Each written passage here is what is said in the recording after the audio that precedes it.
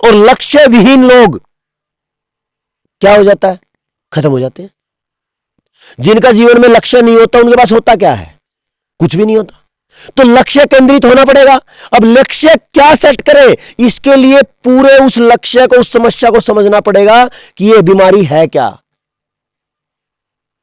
अब पहले तो ये कि ये कौन है यही नहीं समझ आता। अब जब इसका ही नहीं पता तो समस्या दिखेगी कितने रूप में? एक व्यक्ति को समस्या दिखेगी, भाई शिक्षा में बर्बादी आ रही है, चलो शिक्षा ठीक करते हैं जी, ओके, लगे पड़े हैं। दूसरे कहते हैं जी ड्रेस कोड जो है वो चरित्र हनन कर रहा है, बात ठीक है, ये भी ठीक है, उसने अपना समय बिताया।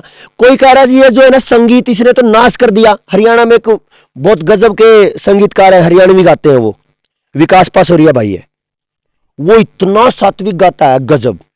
और उसने हरियाणा के जितने भी बकवास गाने वाले थे उन पे काफी हद तक नकेल कस दी, बड़ा बढ़िया है। लेकिन उस भाई का प्रयास कितना, वो केवल उस पे बहुत बड़े लेवल पे काम कर रहा है। कुछ लोग मेरे जैसे हैं जो कहते हैं कृषि में परिवर्तन की जरूरत है, तो वो काम कर रहे हैं कितना, थोड़ा सा। ऐसे ही एलोपैथी पे कुछ कर रहे हैं, जो आयुर्वेद पे काम करते हैं, कितना काम कर रहे हैं, थोड़ा सा। अब ये सारे लोग क्या कर रहे हैं, अपने जो शिक्षा पे काम कर रहा है वो केवल शिक्षा पे काम करता हुआ पूरी जिंदगी बिता रहा है। जो यहां काम कर रहा है वो पूरी जिंदगी बिता रहा है, जो यहां काम, ये सारे अलग अलग जिंदगी बिता रहे हैं। जबकि इसको तोड़ने वाली ये व्यवस्था, ये पूरी तरह केंद्रित व्यवस्था है।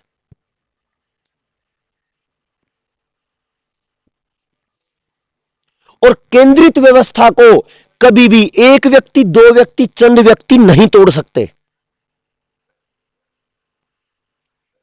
है कि नहीं? और यह व्यवस्था कहां से आती है? यह व्यवस्था एक रूप में आती है जिसको बोला जाता है कंपनी तंत्र। अब इसको समझना थोड़ा।